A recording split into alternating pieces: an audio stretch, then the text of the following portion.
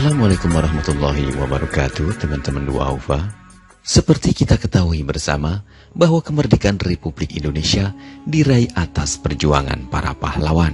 Di antara sederet para pahlawan tersebut, salah satunya adalah para ulama atau kiai yang ikut andil dalam mengusir penjajah dari bumi pertiwi.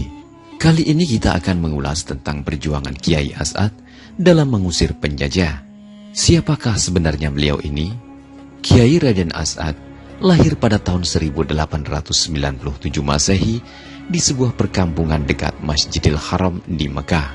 Nama kampung tersebut adalah Syi'ib Ali. Ayahnya bernama Raden Ibrahim atau yang lebih dikenal dengan KHR Syamsul Arifin, dan ibunya adalah Siti Maimunah. Silsilahnya, Kiai Raden As'ad adalah keturunan dari Bendoro Saud atau Tumenggong Tirtonegoro Bupati Sumeneb di kala tahun 1750 Masehi.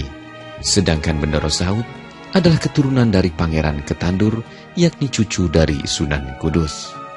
Kiai Raden As'ad adalah seorang pejuang yang membentuk barisan pejuang yang diberi nama Barisan Pelopor. Anggotanya adalah orang-orang dari daerah Situbondo, Bondowoso, Jember, Banyuwangi, dan Pulau Madura. Uniknya, Barisan Pelopor ini anggotanya tidak hanya dari para santri saja, tetapi juga dari kalangan penjahat yang dididik oleh Kiai Raden As'ad untuk memiliki jiwa nasionalisme dalam rangka membela negara. Beliau berjuang di masa pendudukan Belanda, pengusiran terhadap tentara Jepang, dan penumpasan gerakan 30 September yang didalangi oleh Partai Komunis Indonesia. Kiai As'ad juga berperan sebagai mediator berdirinya Jam'iyah Nahdlatul Ulama dan anggota dari Konstituante pada tahun 1957 sampai dengan 1959. Teman-teman Du'aufa, Kiai As'ad dikenal sebagai seorang kiai yang sakti mandraguna. Beliau mempunyai karomah, ilmu agama yang mumpuni, dan dipadukan dengan ilmu bela diri. Dalam catatan Kiai Haji Abdul Mun'im, pada saat sekutu kembali melakukan agresi militer ke Indonesia, mereka telah menyiapkan titik-titik yang dianggap strategis untuk digempur dan dihancurkan. Seperti telah mereka ketahui bahwa di Indonesia mempunyai kiai-kiai sakti yang menjadi penghalang jalannya kolonialisasi. Teman-teman Du'aufa, pada saat pesawat Belanda mencari posisi pesantren Kiai As'ad, beliau menyembunyikan keberadaan pesantrennya dengan wasilah menaruh songkok atau peci beliau di halaman pesantren, serta menyuruh para santrinya untuk memagari pesantren dengan benang. Songkok dan benang tersebut oleh Kiai As'ad sebelumnya telah dibacakan hizib.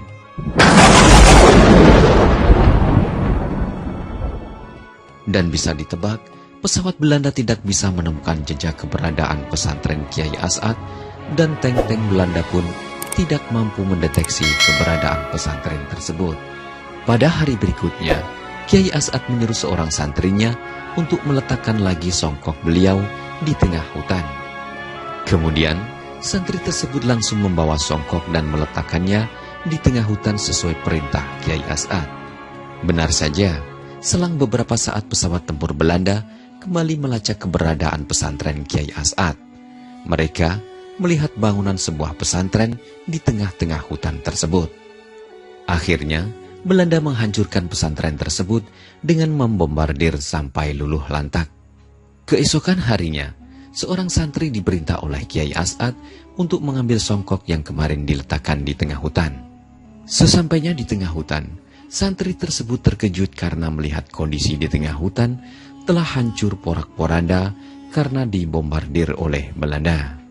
Santri tersebut bertambah heran lagi saat menemukan songkok Kiai As'ad masih utuh tanpa rusak sedikit pun.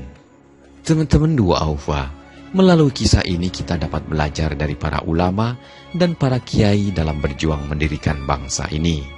Tidak hanya berbekal pikiran dan kekuatan fisik, namun juga disertai mujahadah pada Allah Subhanahu wa Ta'ala, baik melalui ibadah-ibadah, misalnya tirakat, berpuasa, wirid, dan hizib.